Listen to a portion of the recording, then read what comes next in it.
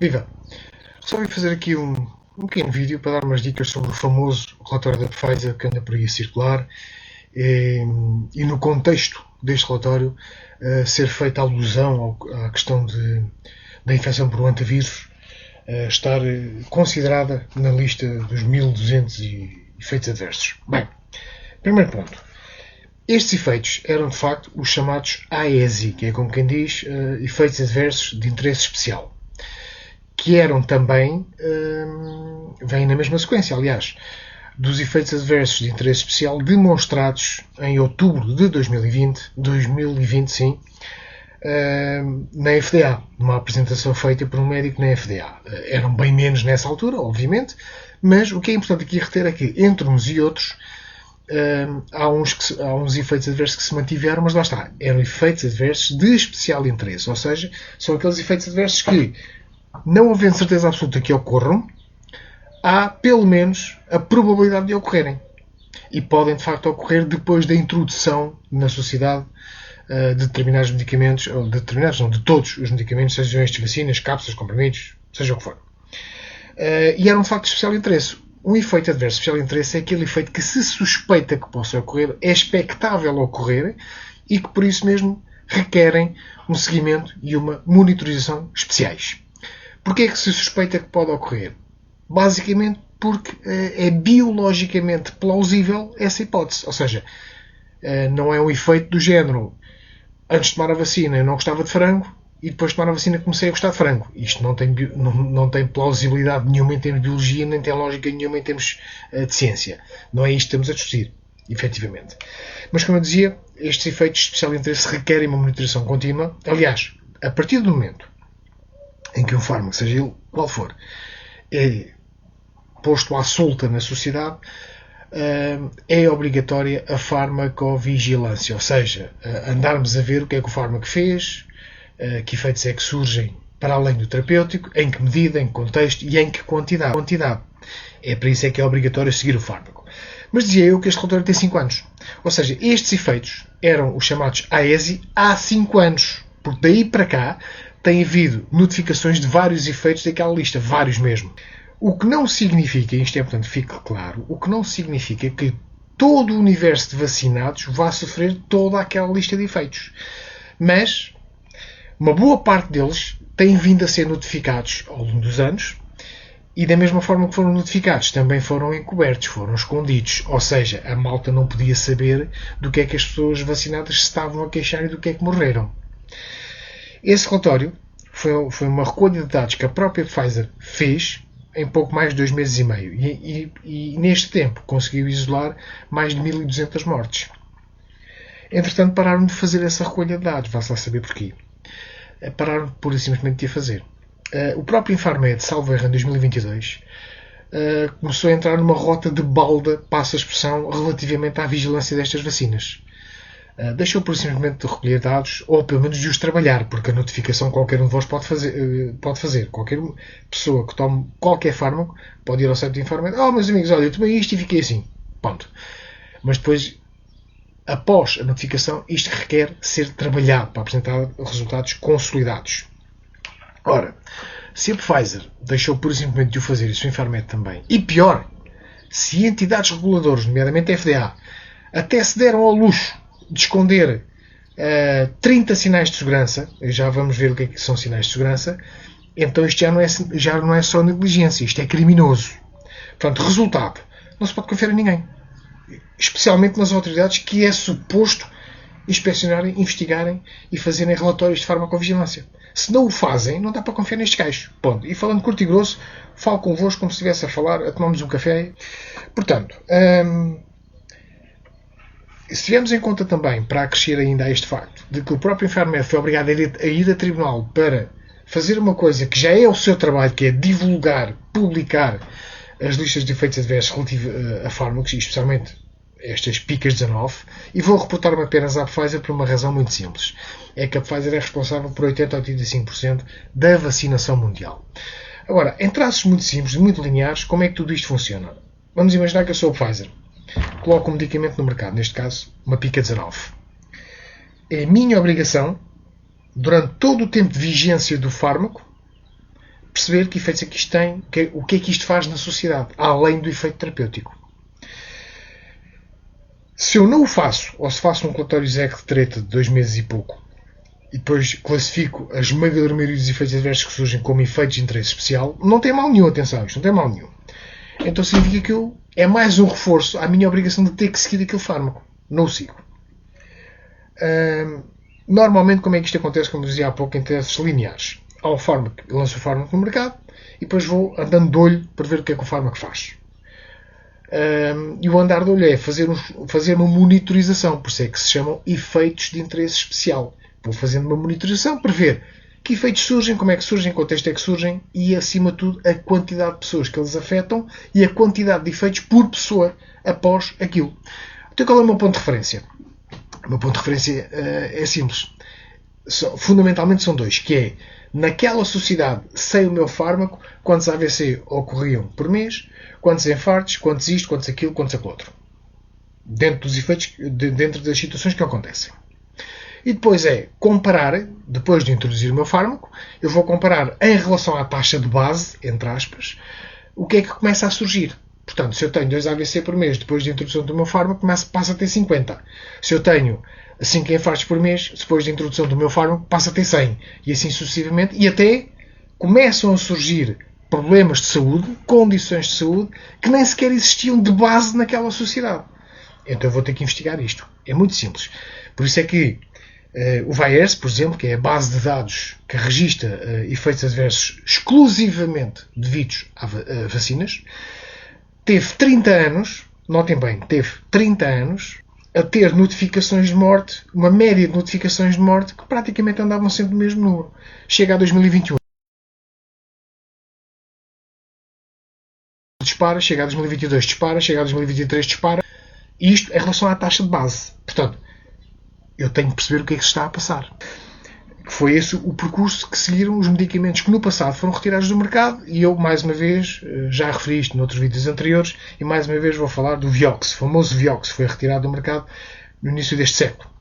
O laboratório que o produziu, ao início, como acontece com qualquer fármaco, lançou também uma lista de efeitos especiais de interesse, ou seja, uma lista de efeitos adversos de especial interesse. Os tais AESI, como eu já referi há pouco. Andou a seguir aquilo, que é assim que tem que ser, andou a seguir aquilo e chegou-se à conclusão, este fármaco é realmente tirador. Tirador porque mata a malta. Tem que se retirar do mercado, que é assim que funciona. Retirou-se do mercado, o laboratório que produziu, entre acordos extrajudiciais e condenações, foi praticamente à falência. Entretanto, uniu-se a outro laboratório e juntos criaram um novo laboratório. Um novo laboratório esse, que hoje continua a amansar em milhares de euros o bolso de muitos comentadores que vão à televisão dizer para vocês levarem a pica A, a pica B, a pica C. Pronto, o costume. Isto, o circuito é sempre o mesmo, não tem nada que enganar. Mas de uma forma ou outra, o percurso foi feito, ou seja, monitorizaram-se todos os efeitos adversos de especial interesse, percebeu-se efetivamente que havia muita gente a morrer disto, daquilo, daquilo outro, depois da introdução deste fármaco no mercado, e a partir daí levantou-se o chamado sinal de segurança. Sinais de segurança que foi precisamente o que a FDA encobriu em relação às picas 19. Como eu disse há pouco, isto é criminoso no mínimo. Levanta-se um sinal de segurança. A partir do momento em que há sinais de segurança levantados em relação a esta doença, àquela condição de saúde, àquela doença, etc., começa a monitorizar-se e a sistematizar-se tudo isto que vai surgindo com maior afinidade, ou seja, com mais detalhe.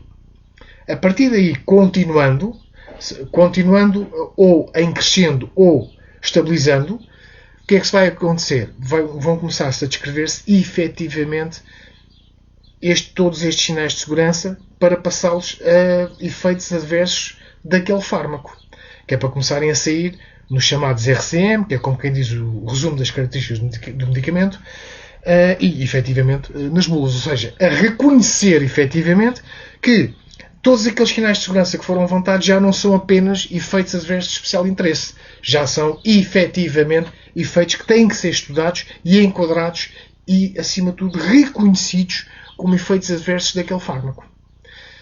É assim o percurso, em traços muito lineares, depois segue umas quantas normas dentro da farmacovigilância, mas em traços lineares é assim que segue o percurso. E é assim que foi feito em todos os fármacos que foram retirados do mercado.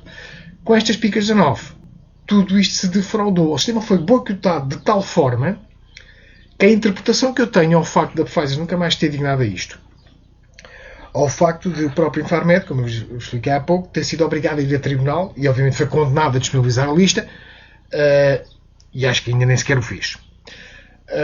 E mais uns detalhes à volta disto levam-me a concluir efetivamente que se a Pfizer, em vez de cortar o estudo de 2 meses e meio, tivesse prolongado como era a obrigação, eu tenho a impressão, sinceramente, eles interromperam o estudo, inclusive o Infarmed interrompeu o trabalho destas notificações, porque aquilo que começou a surgir deve ter sido meio hecatombe tão grande entre notificações de morte, notificações de efeitos esquisitos, de doença, disto, daquilo, daquilo outro, deve ter sido tão grande, tão gigantesco, que os gajos devem ter pensado, vamos cortar isto já por aqui, porque senão vamos ter que reconhecer isto como efeitos adversos e vamos dar com os costados em tribunal, passa a expressão, a partir do momento em que nós reconhecemos que todos estes efeitos, uma grande parte deles, foram de facto devidos à vacina.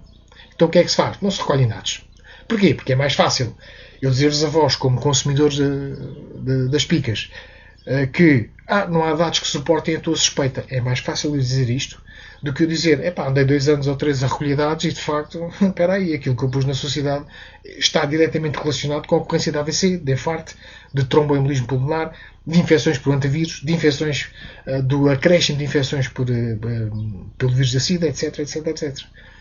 Porque a partir do momento em que eu reconheço que passei um AESI, o tal efeito de interesse especial, para um ADR, um tal efeito adverso, devido ao medicamento que eu pus no mercado, neste caso a Pica 19, então eu vou estar envolvido em sérios problemas. E isto, se eu fosse à Pfizer, e eventualmente colocando nos pés da Pfizer, eu vou estar envolvido em sérios problemas.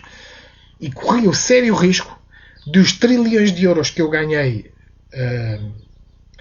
a vender esta pica aos diversos Estados-membros, que é praticamente 80-85% do mundo, teria agora que pagar o triplo em indenizações e acordos extrajudiciais. O resultado é a falência. Estão a ver como é que a coisa se mexe, não é? Pois, exato, eu também estou. Mas achei que isto era importante definir. Portanto, mais uma vez, o relatório ao qual é feito referência tem 5 anos. Mais uma vez, entre os sinais de segurança que foram encobertos pela própria FDA, vejam bem, o organismo regulador, entre o facto de se saberem que de todas as notificações de efeitos adversos que existem, e efeitos adversos mete-se lá tudo, AVC, infarto, infecções, seja elas por antivírus ou por outro bicho qualquer, seja lá o que for. Entre o facto da FDA ter escondido estes sinais de segurança, entre o facto de todos os efeitos adversos que há no mundo, apenas menos de 10% está oficialmente notificado, e ainda entre o facto de as avarias que esta Pica 19 provoca, acima de tudo no sistema imunitário, nos outros também, mas acima de tudo no sistema imunitário, que aquilo fica a trabalhar tipo uma rebaldaria que ninguém se entende. Nem ninguém se entende, nem ninguém sabe o que é a fazer. O problema é esse. Começam a criar anticorpos contra várias células do próprio corpo em barda. É um anticorpo contra isto, contra aquilo, contra aquilo, contra não sei o quê. Inclusive anticorpos anti-célula cardíaca. Anticorpos anti-célula que produz esperma. Só para deixar aqui este parênteses. Ou seja, se eu juntar tudo isto na mesma centrifugadora, o que é que vai sair daqui? Mais uma vez, é preferível a Pfizer dizer que não há dados que suportem a minha suspeita e a suspeita de muitos de vós, do que dizer, não, damos a recolher dados do António e de facto, caramba, há toneladas de efeitos adversos, toneladas de mortes diretamente associadas à pica. E já nem vou falar nas entidades reguladoras. É óbvio que minaram a confiança de qualquer um de nós. Ponto.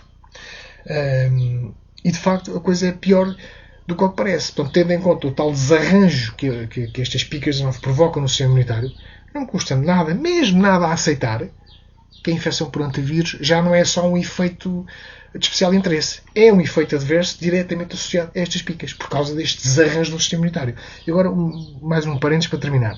Esta questão do desarranjo no sistema imunitário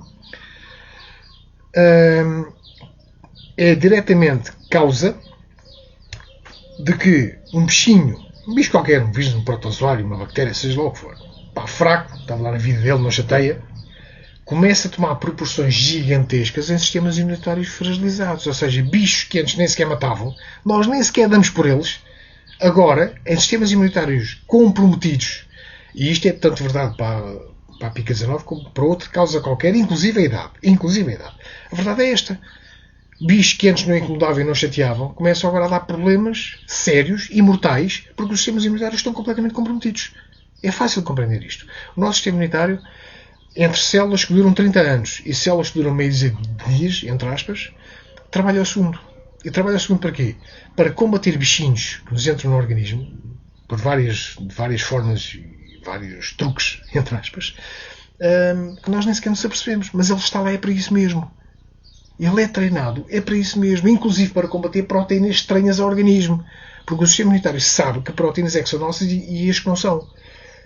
Certo? Por isso é que esta questão da proteína spike levanta muitos problemas imunitários. Por isso que o sistema imunitário percebe que aquela proteína não é nossa. É a tal proteína não self. Porque está lá é para isso mesmo. Se ele estiver comprometido, especialmente com os picas 19 que eu já expliquei, então vamos ter problemas. Vamos ter problemas com bichos que antes nem sequer significavam problema nenhum. Estava lá na vida deles. Inclusive, podemos vir a ter problemas. Podemos não. Dependendo da probabilidade e de outros fatores associados, nomeadamente a idade, essas que a pessoa já tenha, fármacos que tome, podemos ter a franca probabilidade de bactérias que estão naturalmente no organismo começarem a multiplicar-se no seu habitat e começarem a invadir o sistema sanguíneo ou outros órgãos. Aí sim, vamos ter problemas sérios. E são bactérias que estão lá para trabalhar a nosso favor. Sim, é um facto. Nós demos-lhes casa, damos-lhes comida, entre aspas, e elas produzem coisas que nos fazem falta. Há aqui uma simbiose. Isto é facilmente compreensível. Agora, mas também são mantidas debaixo de controle pelo sistema imunitário, porque se não for assim, elas vão armar-se espertas, vão invadir tudo o que não devem. Tudo isto é mantido sob estritos limites. Se eu tenho um sistema imunitário que já está enfraquecido, então o limite ultrapassa. E elas fazem o que querem, basicamente. O corpo humano, aliás, o corpo humano, e atrevo-me a dizer qualquer corpo animal, não é muito condescendente com micro-organismos que decidem invadir e fazer o que querem. Ao contrário da sociedade. Isso já são outros 500. Mas o corpo não é muito condescendente com isto. O corpo tem isto muito bem controlado. Precisamente porque o que interessa é a sobrevivência do todo. Agora a questão, uma última questão só mesmo para terminar. Há malta que diz, mas eu fui vacinado há 2 anos, como é que eu vou, o AVC que eu vou ter agora pode ter alguma coisa a ver com a vacina? Ou como é que a doença que eu tenho agora tem alguma coisa a ver com a vacina? Pois é. A malta que respirou asbesto, por exemplo, há 30 anos, pode vir a desenvolver o cancro por causa disto mesmo. E uma carrada de outros problemas que surgem, inclusive o raio-x que vocês tiraram, imagina que na adolescência, por uma razão ou por outra, tiveram de tirar muitos raio-x. A malta é muito mexida e parte um osso aqui, um osso lá, um osso não sei o quê. O raio-x que vocês tiraram na adolescência pode muito bem ser responsável por um cancro que vocês têm aos 50 anos. Da mesma forma, o apanhar sol. Mas, portanto, esta questão de como é que eu tomei a vacina, não sei o quê. E então? Querem um exemplo dentro dos fármacos? Então vamos lá arranjar um exemplo dentro dos fármacos.